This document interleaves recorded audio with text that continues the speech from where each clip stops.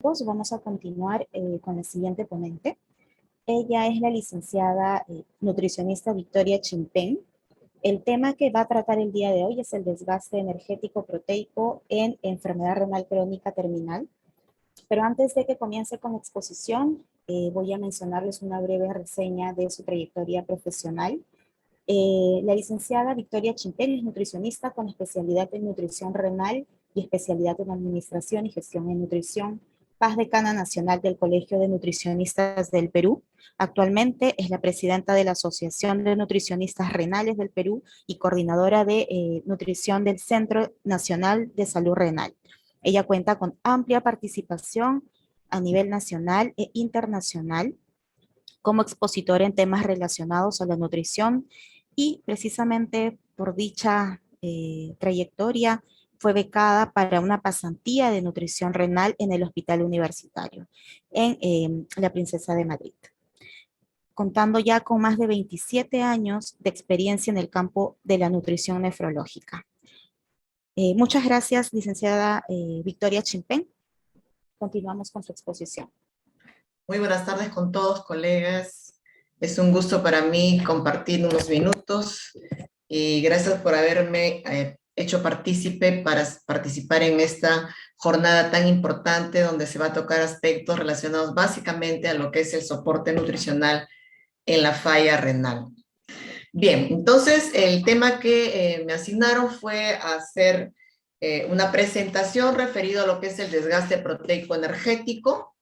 Realmente vamos a ver qué es lo que vamos a hablar en estos minutos, algunas generalidades relacionadas a lo que es el tema de la desgaste proteico energético, la desnutrición, cuáles son las causas principales que conllevan a que nuestros pacientes renales desarrollen el desgaste proteico energético, la fisiopatología, cuáles son esos criterios con los cuales nos permiten diagnosticar a las personas que tienen desgaste proteico energético, la repercusión clínica que se presenta en aquellos pacientes que ya han tenido esta desnutrición, de alguna manera también obviamente abordar lo que es la intervención nutricional para finalmente concluir con algunos conceptos claves. Bien, como todos sabemos, cuando hablamos de desnutrición, pues nos estamos refiriendo a un desbalance que se ocurre en el organismo porque no hay un balance adecuado, digamos, entre la ingesta de los nutrientes y calorías y que entre lo que el organismo realmente necesita. Entonces, eso provoca obviamente cambios metabólicos y a nivel funcional. Y según avance este proceso, pues pueden valorarse de manera significativa con diferentes marcadores, como vamos a ir viendo, ¿no? Sabemos que no existe un parámetro único para diagnosticar el desgaste proteico energético o desnutrición propiamente dicha, ¿no? Este nos habla realmente que, como todos sabemos, hay una variedad cuando hablamos de desnutrición y que a veces nos puede llevar a confusión, ¿no? Tenemos lo que es, cuando hablamos de malnutrición, realmente nos estamos refiriendo a, digamos, a ese desbalance tanto en más como en menos, ¿no? En más estamos hablando de sobrepeso, obesidad, y ese desbalance en menos estaríamos hablando de una desnutrición o una depresión, desnutrición en este caso energético-proteica. Lo que es el sobrepeso, la obesidad, la deficiencia de micronutrientes, son realmente trastornos que realmente también van de pronto de la mano con lo que es la sarcopenia y la fragilidad, que como hemos escuchado en la ponente anterior, ¿verdad? Pero hay algunas diferencias que luego las vamos a ir viendo.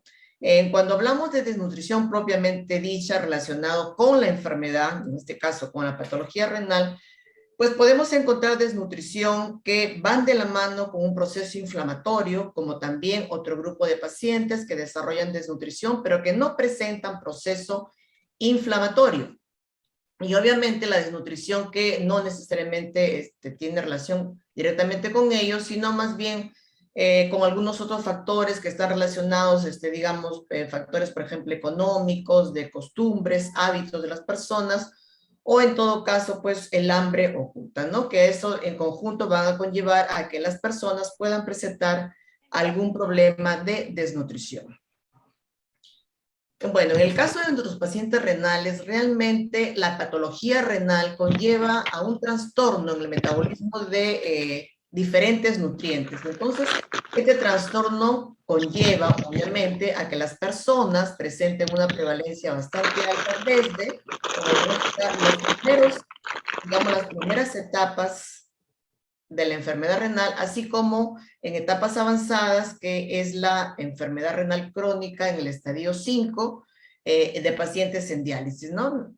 Como sabemos, la enfermedad renal tiene 5 etapas, ¿no? De las cuales, obviamente, a medida que va progresando, la tasa de filtración disminuye, por lo tanto, también esta alteración que estamos conversando de estos nutrientes se va a incrementar, y esa es una de las razones por las cuales, fíjense, la prevalencia de desnutrición en este grupo de pacientes que están en diálisis es mucho más alta, ¿no?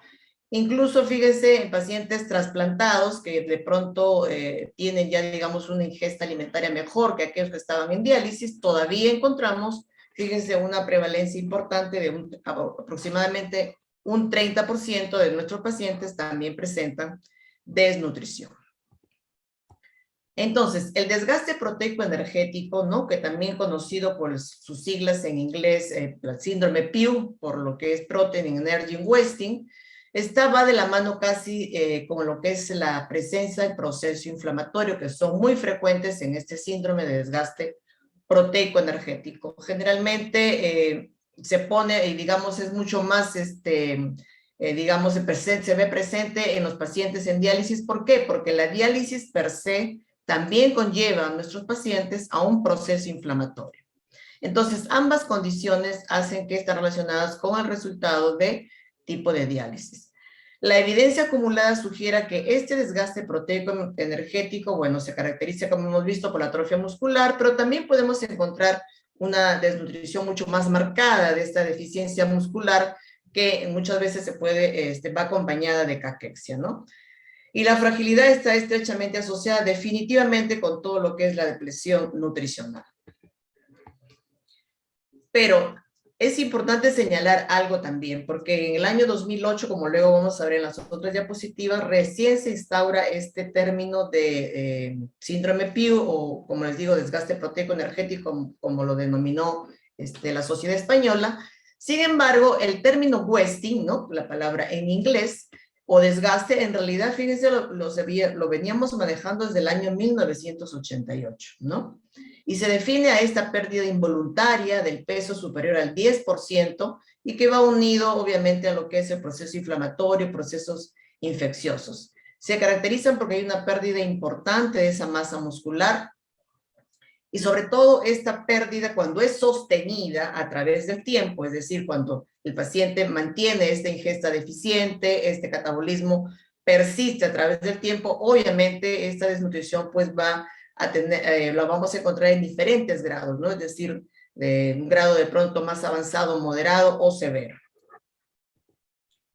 Veamos cuáles son las principales causas que pueden conllevar que nuestros pacientes presenten esta deficiencia nutricional. La primera, relacionada directamente con el paciente renal, es el tema de la anorexia, ¿no? El producto de ese síndrome urémico que suelen presentar, sobre todo, como les decía, a medida que va avanzando la enfermedad renal, este síndrome urémico también se va haciendo mucho más agresivo y, por lo tanto, disminuye el apetito. La prevalencia de pacientes en diálisis en estadios avanzados es de aproximadamente un 30 a un 50% de la población presentan anorexia. Como les decía, por las toxinas urémicas, o también porque no tiene una ingesta adecuada, porque de pronto se hace una serie de restricciones muy severas, muy drásticas, lo cual pues el paciente dice, bueno, ¿y ahora qué voy a comer si todo me han quitado, no? Por eso es la importancia de nuestra intervención nutricional en enseñar al paciente cuáles son, digamos, del grupo de diferentes grupos de alimentos que tenemos, cuáles serían los más adecuados a ellos para que hagan una adecuada selección de los mismos y puedan elaborar sus menús o sus planes de alimentación.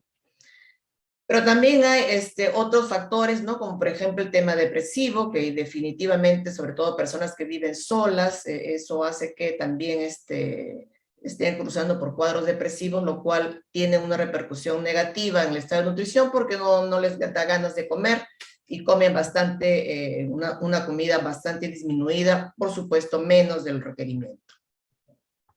Y en esta gráfica vemos, fíjense, en relación al apetito, lo que les estaba mencionando. Realmente, a medida que la enfermedad renal avanza, la tasa de filtración glomerular disminuye y por ende, fíjense que hasta la curva del apetito, a medida va avanzando la patología renal, disminuye la función renal y obviamente el apetito también disminuye. Pero ¿qué pasa cuando el paciente ya está en el estadio 5, que es el estadio de la enfermedad renal la más avanzada, en la cual nuestro paciente tiene que iniciar una terapia de reemplazo renal, ya sea a través de hemodiálisis o de diálisis peritoneal?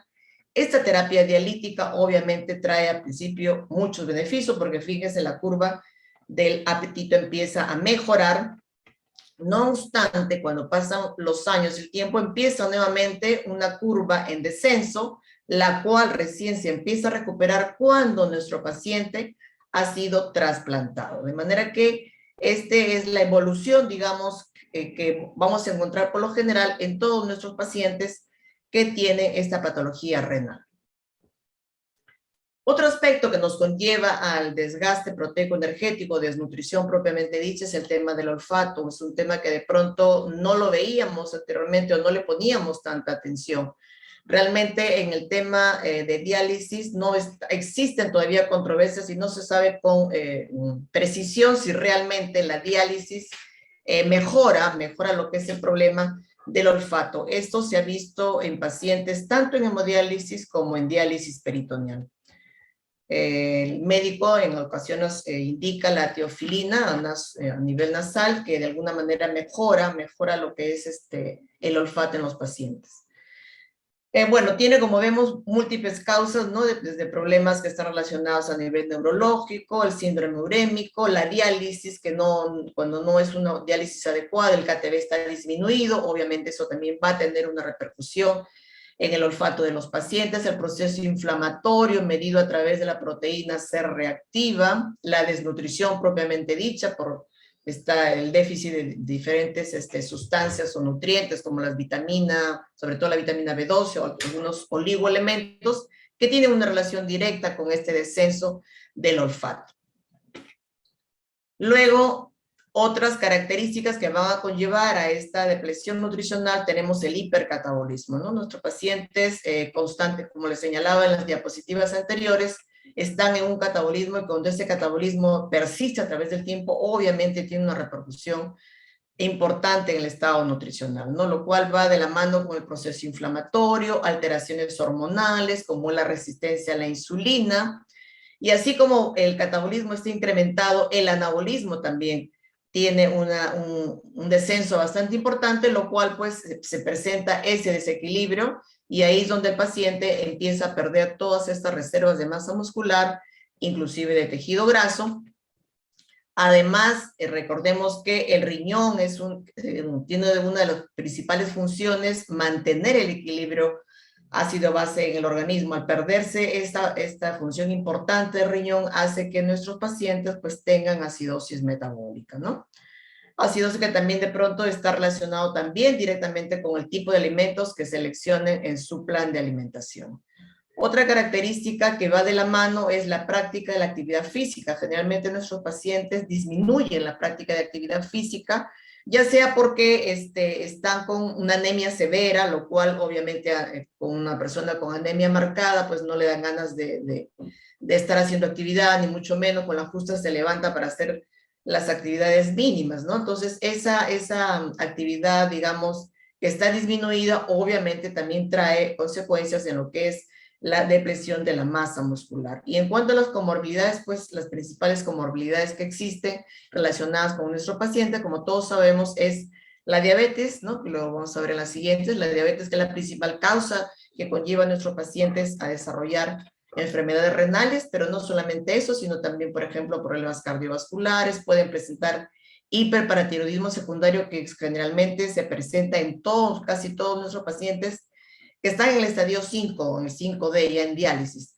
La anemia, como les decía, porque ya el riñón no produce la eritropoyetina, sobrecarga líquida, procesos infecciosos y la depresión propiamente dicha, ¿no? En el caso de la diabetes, sabemos que el paciente suele presentar, por ejemplo, gastroparesia diabética, lo cual no le permite tener una ingesta adecuada, siempre están constantemente presentando cuadros ya sea de diarrea o cuadros de constipación, lo cual no les permite cubrir sus requerimientos y por supuesto eso tiene una repercusión en lo que es la masa muscular. Igualmente lo que es la enfermedad cardiovascular, hay una pérdida importante, inclusive podemos encontrar pacientes totalmente caquéticos con aquellos que padecen de este problema cardiovascular. El hiperparatiroidismo secundario realmente está relacionado directamente con el catabolismo, o sea, hay mayor catabolismo. En la medida que corrijamos el hiperparatiroidismo, empezará a mejorar lo que es el anabolismo. La anemia, como les decía, tiene repercusión en lo que es la anorexia, o sea, hay un descenso bastante marcado del apetito de nuestros pacientes que tienen anemia, y el grado de anemia que suelen tener ellos es una anemia severa. Producto de que el riñón ya no produce esa hormona que es la eritropoyetina. Entonces, digamos, la corrección de la anemia en el tema nutricional, pues básicamente es no tanto nutrientes, sino más bien dar la eritropoyetina, que lo maneja muy bien el nefrólogo a través de un protocolo, ¿no? Obviamente que la alimentación, los diferentes nutrientes, como son la vitamina B12, el ácido fólico, el hierro mismo, van a contribuir, pero no esperemos que solamente con dieta o con alimentación vamos a corregir esta anemia severa.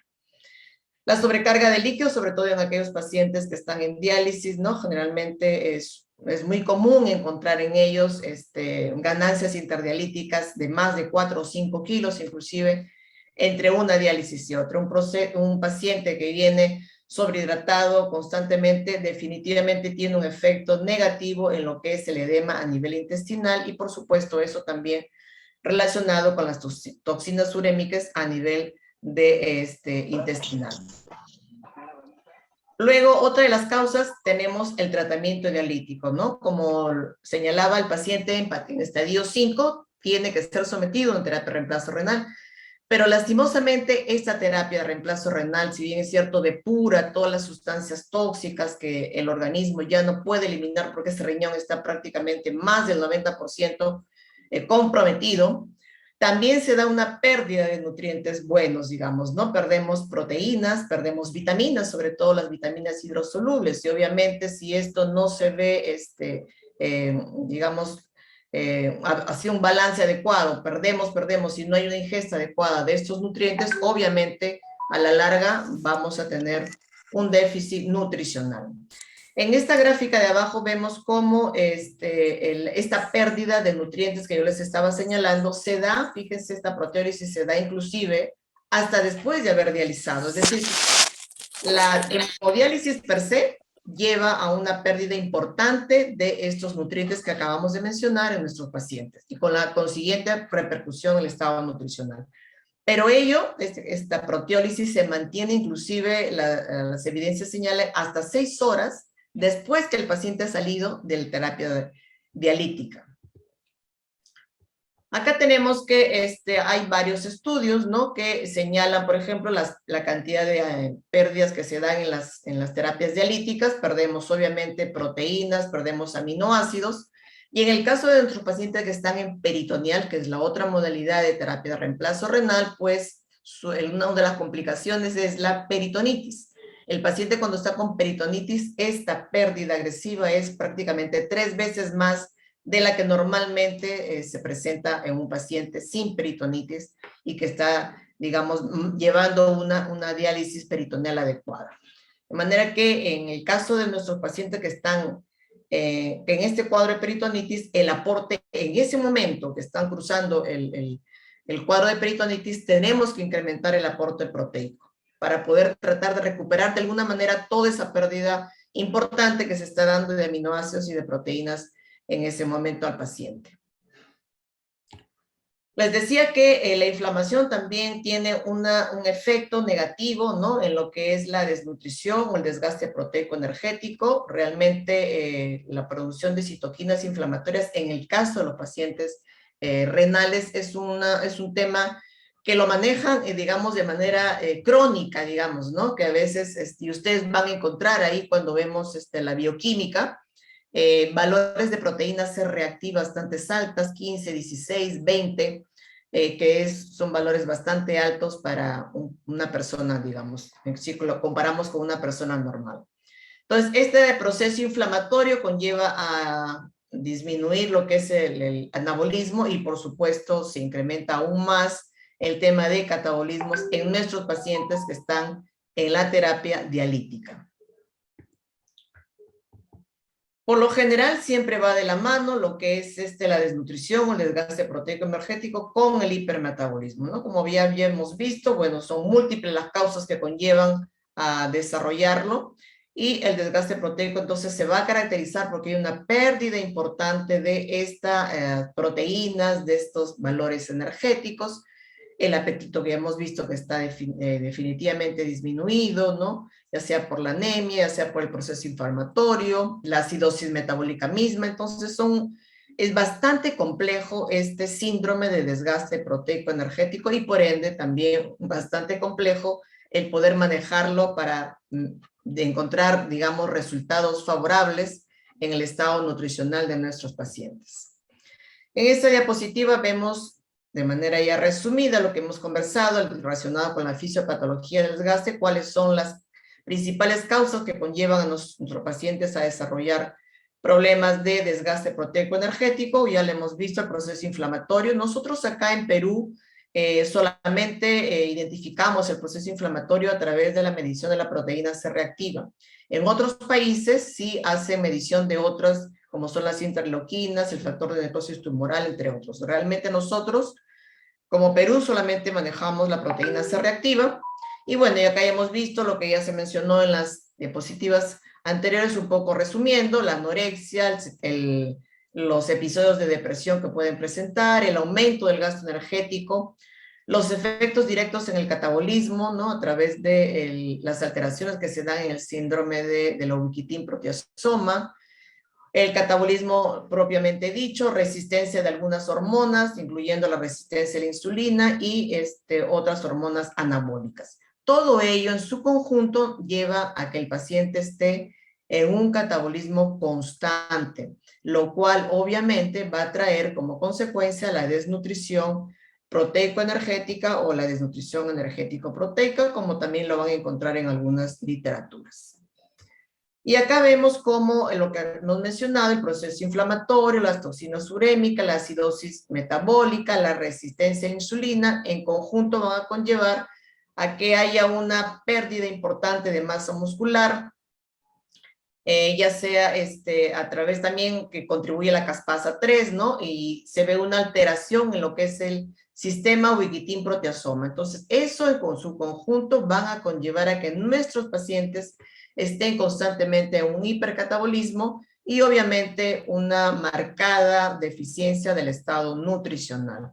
Y por ende las prevalencias de desnutrición en ellos, pues muchas veces sobrepasa el 50%. Pero ¿qué pasa en el año 2008? En el año 2008 la Sociedad Internacional de Metabolismo y Nutrición Renal propuso un término que es el que les ya mencioné, que es el síndrome Protein Energy Wasting, que por sus siglas en inglés se conoce como el síndrome PIW, y que la Sociedad Española lo traduce y le da la denominación de desgaste proteico energético. Entonces, ambas es lo mismo, solo que este está en inglés, digamos, y el otro está es que hay una pérdida importante, como hemos visto, de sus reservas tanto proteicas como de las reservas energéticas. ¿Y cuáles son esos criterios que esta sociedad plantea para que hagamos el diagnóstico de desgaste proteico energético en los pacientes renales? Pues acá los tenemos. Tenemos 4 grandes categorías. Tenemos los criterios bioquímicos, tenemos la masa corporal, la masa muscular y la ingesta dietética. En lo que es los criterios bioquímicos, fíjense, son digamos, los sites que se consideran son casi similares a los que manejamos, los parámetros clásicos que manejamos para hacer el diagnóstico nutricional de los pacientes. Tenemos la albúmina sérica, tenemos el valor de prealbúmina, niveles de colesterol que cuando se encuentran por debajo de 100 miligramos por decilitro, de alguna manera ya nos están indicando que probablemente la ingesta alimentaria de este paciente no sea la adecuada y por ende probablemente tenga algún grado de desnutrición.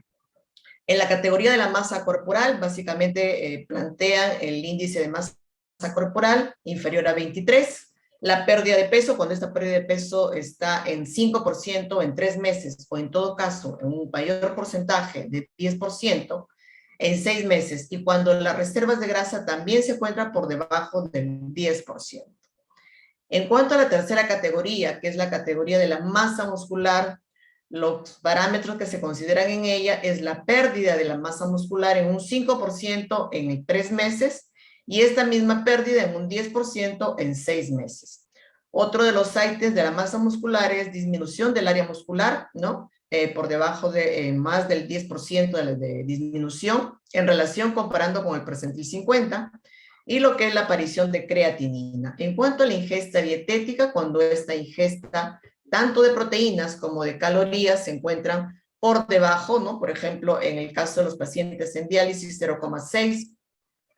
Y en cuanto al aporte calórico, también por debajo. Entonces, por más de 2 meses, obviamente todos estos en su conjunto pueden llevar a desgaste proteico energético. Ahora, la condición que plantean estos investigadores, este grupo de la Sociedad Internacional de Nutrición y Metabolismo Renal, es que por lo menos el paciente cuando presenta uno de las 4 grandes categorías, es decir, puede presentar un criterio bioquímico, por ejemplo, un criterio cualquiera de ellos de la masa corporal, o de pronto un criterio de masa muscular, ahí tendríamos ya tres criterios de diferentes categorías, ¿no? Entonces, cuando se da esa situación, ya se diagnostica al paciente como desgaste proteico energético. Si bien es cierto, estas, digamos, de manera teórica se ven muy didácticos y de pronto parecería que facilita la identificación del paciente con algún grado de desnutrición. Sin embargo, quiero señalar que no es así. ¿Qué pasa? Posteriormente del año 2008, que es donde esta sociedad plantea estos criterios en España, ¿no? Aplicaron los criterios tal cual, como hemos señalado en la diapositiva anterior, para conocer, ¿no? Digamos, la prevalencia de nutrición aplicando estos criterios que estaban planteados por esta sociedad. Dar a conocer también a la comunidad nefrológica que la existencia de esta denominación, ¿no? Y revisar de alguna manera también toda la fisiopatología que presenta el paciente con este tipo de desnutrición. Entonces, ¿qué encontraron? Este trabajo encuentra que en España, ¿no? Los estudios de desnutrición en pacientes en hemodiálisis, digamos, de manera común, venían encontrando unas prevalencias que fluctuaban entre un 51% en varones y 46% en mujeres. Esas eran las prevalencias que ellos tenían hasta antes de aplicar esos criterios. Este investigador Lenin aplica los criterios tal cual plantea la sociedad y fíjese qué encuentra. Realmente no encontró 0% de pacientes con desgaste proteico energético. Entonces les llamó mucho la atención, ¿no? Fíjense, del 51, 46 a 0%, algo estaría mal. Entonces ellos revisaron y dijeron, bueno, vamos a hacer una redefinición, ¿no? De estos criterios. No vamos a considerar 3 de 4, sino solamente vamos a considerar 2 criterios de las 4 grandes categorías. Entonces ahí recién, fíjense, encontraron una prevalencia del 17%, que el 17% de la población de hemodiálisis presentaba este desgaste proteico energético. Entonces, ellos plantean que lo más probable es que los puntos de corte, ¿no? Que propone esta sociedad tengan que ser, digamos, evaluados o de pronto reajustados a la realidad de cada país o de pronto a la etapa de vida, porque como todos sabemos, por ejemplo, el índice de masa corporal también varía, ¿no? De acuerdo a si estamos frente a un adulto o un adulto. Luego, el punto de corte, por ejemplo, en albúmina también ellos consideraban 3,8, ¿no? Por ejemplo, las guías Kadoki consideran como valor meta un punto de 4 gramos por decilitro en cuanto a albúmina. Entonces vieron que realmente existen muchas limitaciones en la aplicación de estos criterios tal cual planteaba la sociedad, que son bastante cuestionables todavía, y que no había la evidencia científica que se requería para aplicar de manera general a toda esta población, ¿no? De manera que eso está todavía en revisión y de pronto siempre cuando se aplican se hacen ciertos reajustes porque realmente la prevalencia es bastante baja. Y digamos, cuando nosotros como nutricionistas, especialistas en la carrera en el campo de nutrición, vemos que realmente estos criterios lo que están diagnosticándonos son, digamos, la desnutrición, propiamente dicha, que nosotros la identificamos con los parámetros clásicos, pero digamos, en estadios avanzados. Es decir, tiene relación más con una desnutrición de grado severo, ¿no? Porque fíjense, si comparamos, por ejemplo, el criterio nomás de la ingesta dietética, un paciente en diálisis, en enfermedad renal crónica terminal, el aporte proteico, como todos sabemos, es de 1,2 o de 1,3 en el diálisis peritoneal. Sin embargo, el punto de corte que ellos consideran es de 0,6. Entonces, imagínense, el paciente tendría que estar pues ya con una desnutrición severa, comiendo una alimentación con un aporte proteico de 0,6. De manera que, sin embargo, en la literatura está, pero siempre es importante hacer esta salvedad. Y bueno, acá de manera gráfica podemos ver, por ejemplo, la prevalencia de desgaste proteico energético en pacientes en estadio 5, ya que están en diálisis a nivel mundial, y bueno, los porcentajes son bastante preocupantes, ¿no?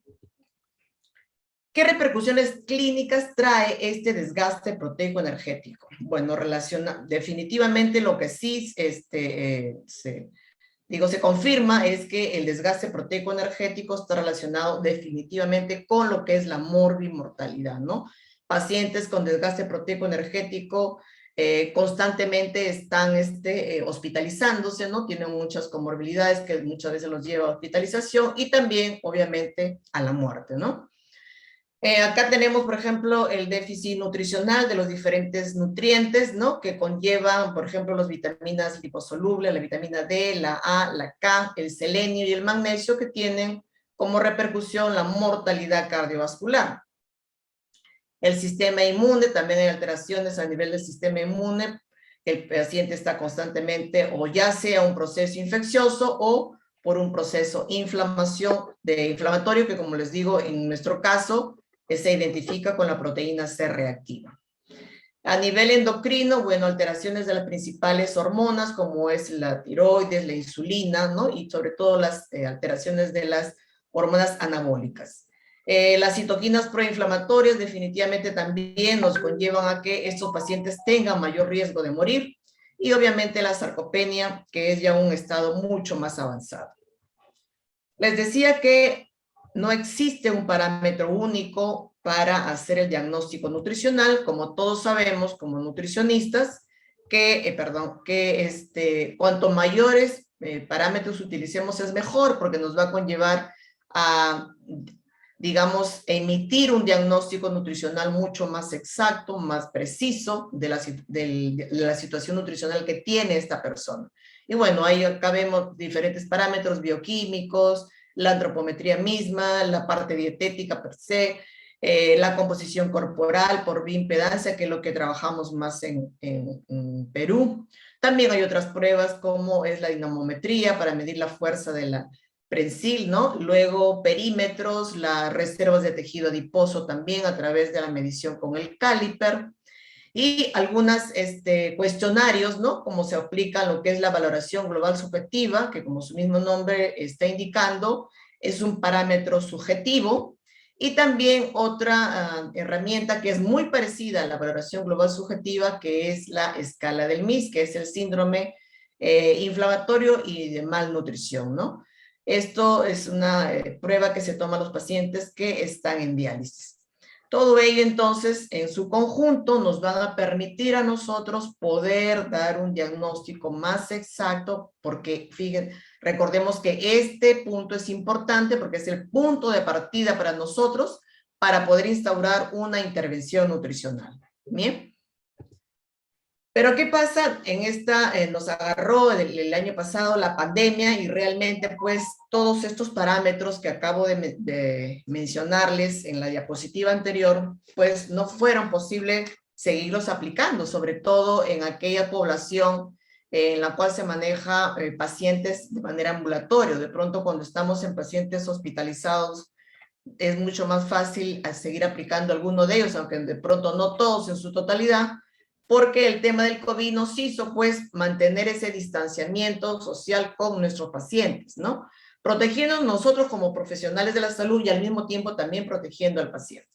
Bueno, España nos plantea estos criterios que nosotros también los hemos hecho nuestros, que estamos aplicando, y dice los pacientes que están con COVID y que manejamos de manera ambulatoria, pues podemos hacer el diagnóstico nutricional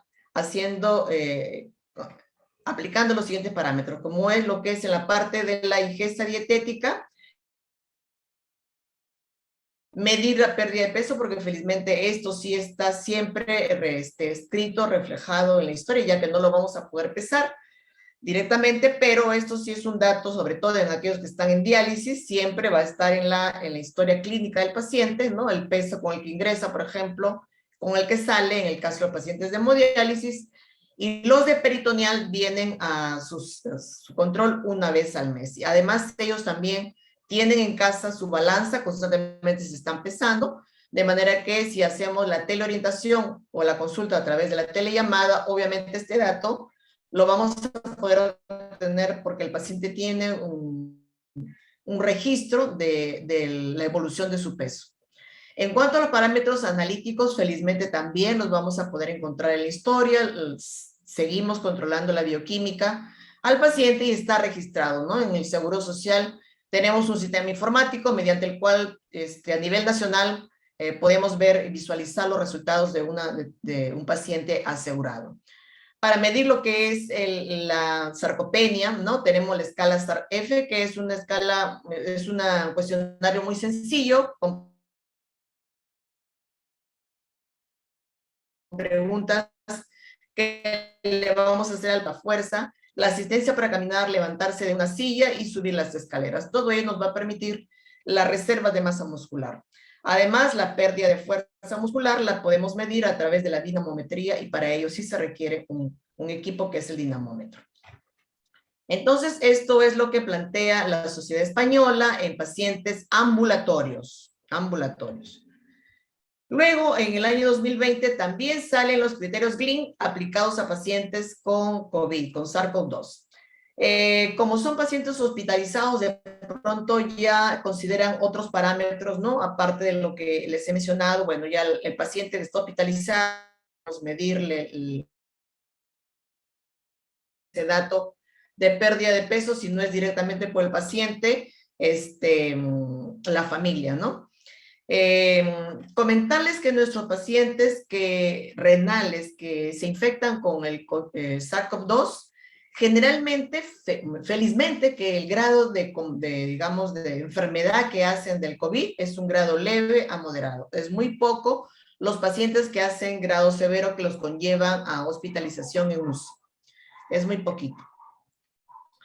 Bueno, la medición, fíjense nuevamente, del índice de masa corporal, luego recomienda lo que es la medición de la masa muscular y medición de la ingesta dietética, nuevamente, y la inflamación, que eso sí lo podemos ver en un paciente hospitalizado. Entonces, estos son los principales criterios GLIN que consideran para aplicar en nuestros pacientes que están hospitalizados.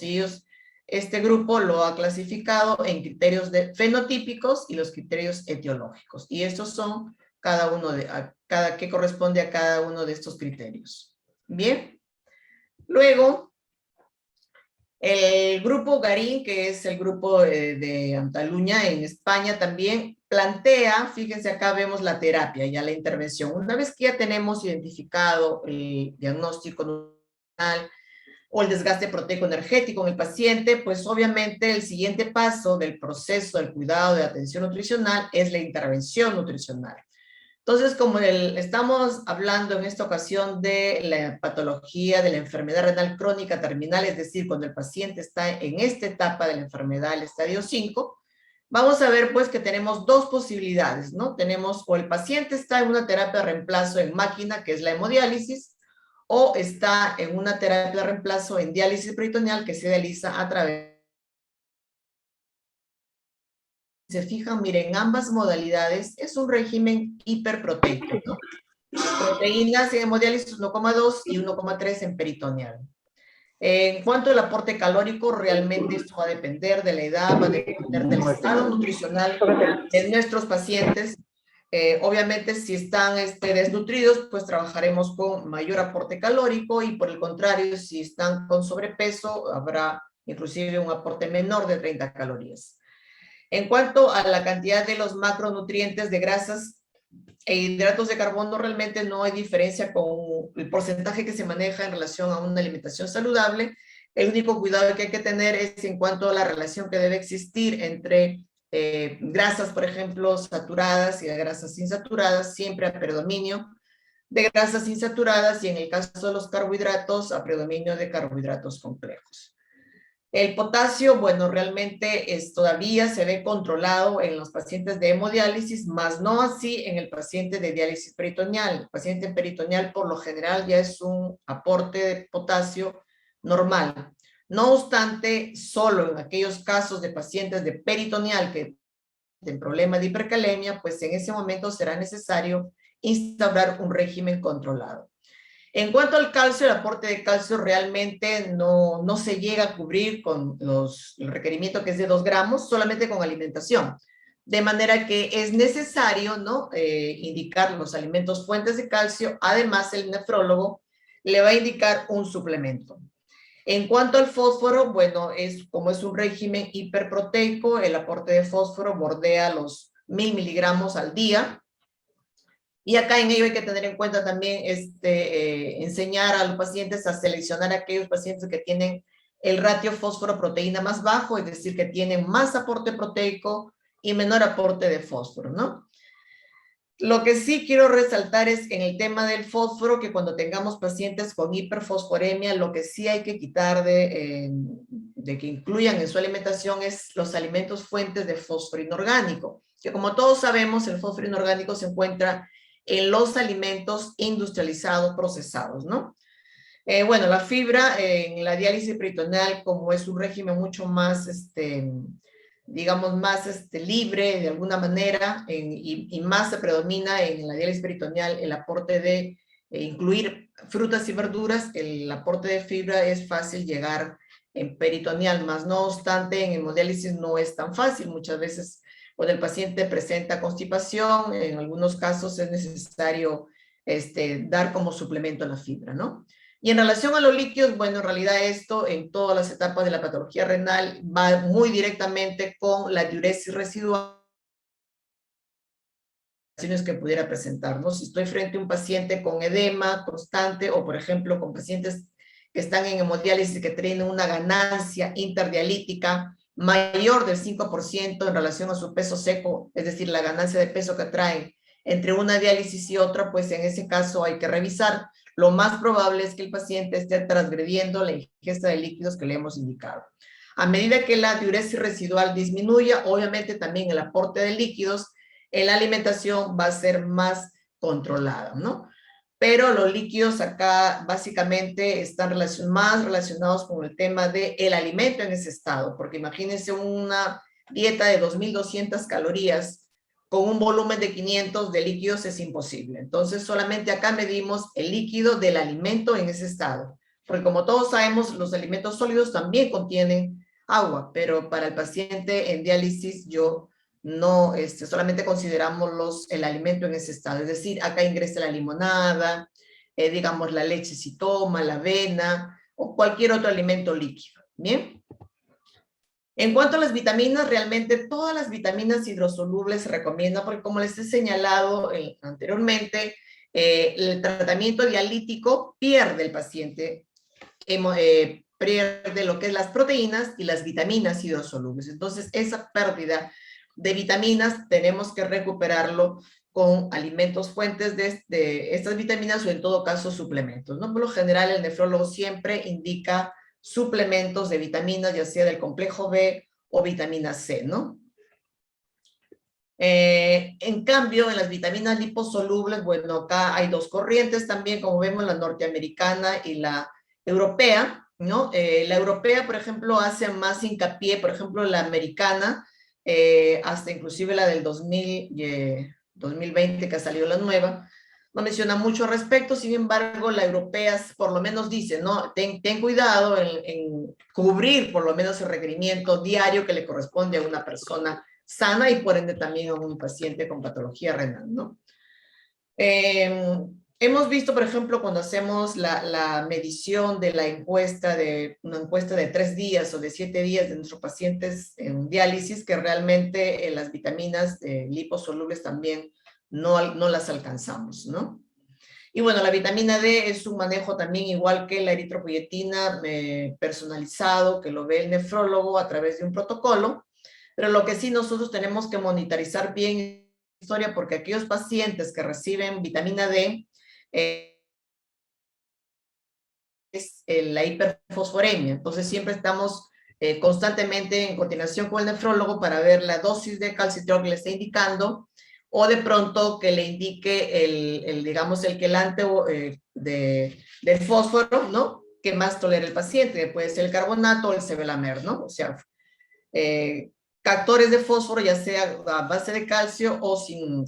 Y en resumen, bueno, como todos sabemos, la asesoría nutricional pues que brinda el nutricionista es importante, porque no solamente le vamos a dar digamos, la cantidad que va a consumir de cada alimento, sino también le vamos a dar alternativas, porque no se trata de restringir todo, no comas, no comas, no comas, y realmente qué alternativa le das, ¿no? Entonces, la educación, la asesoría que se brinda de manera individual como también grupal, que lo hacemos cuando trabajamos también con la familia, y sobre todo ponemos mucho énfasis en la persona encargada del cuidado, sobre todo nutricional, en este caso la persona que va a preparar las comidas a nuestros pacientes, pues hay que tratar de educar para corregir esas, digamos, esas brechas o esas deficiencias que hayamos identificado, o de pronto algún problema como, por ejemplo, intestinales, entre otros, que siempre se tiene que ver, la corrección se tiene que hacer de manera interdisciplinaria. ¿Bien? Entonces, como hemos visto, la desnutrición es un tema bastante complejo, que realmente corregirlo no es cosa solamente del nutricionista, sino es un trabajo interdisciplinario, donde cada disciplina pone un granito de arena, y realmente para poder lograr el objetivo final, que es mejorar el estado nutricional de nuestros pacientes.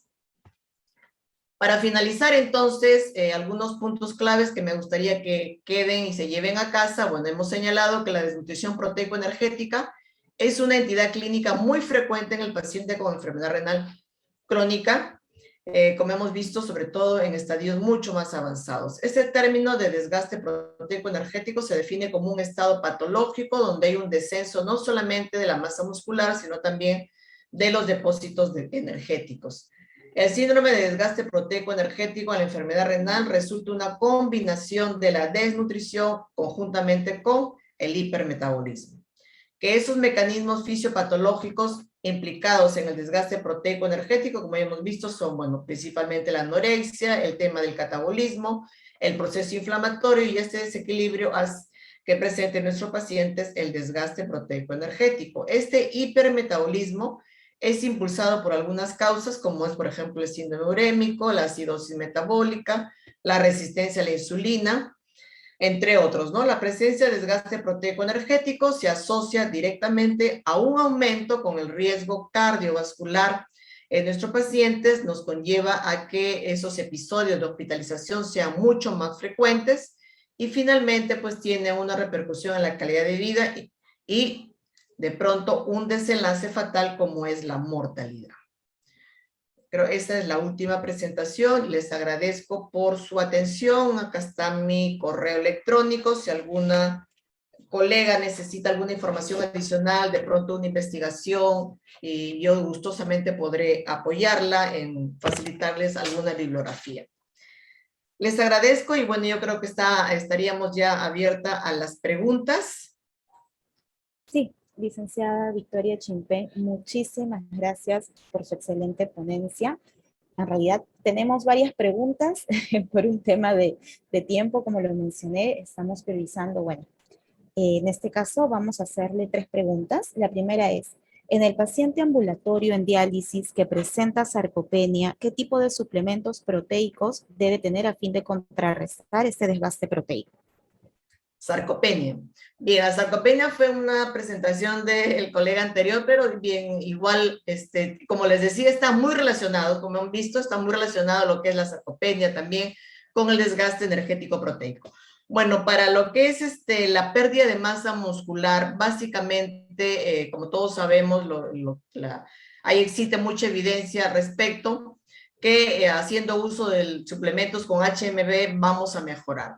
Ahora, si bien es cierto, esos suplementos no han sido diseñados específicamente para un paciente renal, no significa que no los podamos usar.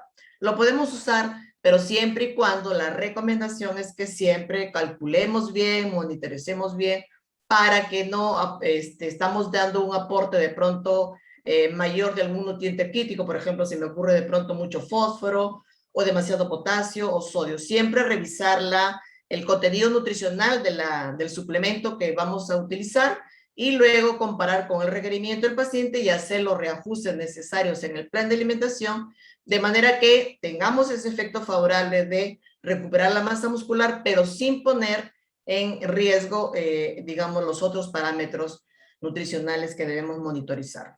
¿Bien? Perfecto, gracias, licenciada. La siguiente pregunta es, ¿el requerimiento de proteína es de peso seco, peso ideal o peso real o mínimo aceptable?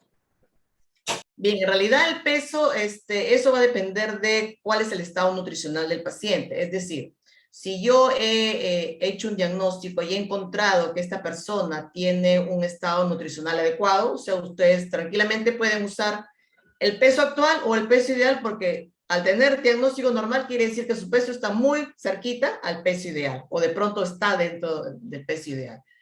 En ese caso nos va a dar igual trabajar con el peso actual o con el peso ideal. Sin embargo, cuando estamos frente a un paciente con depresión nutricional, sobre todo de grado severo, ese peso va a estar bastante disminuido.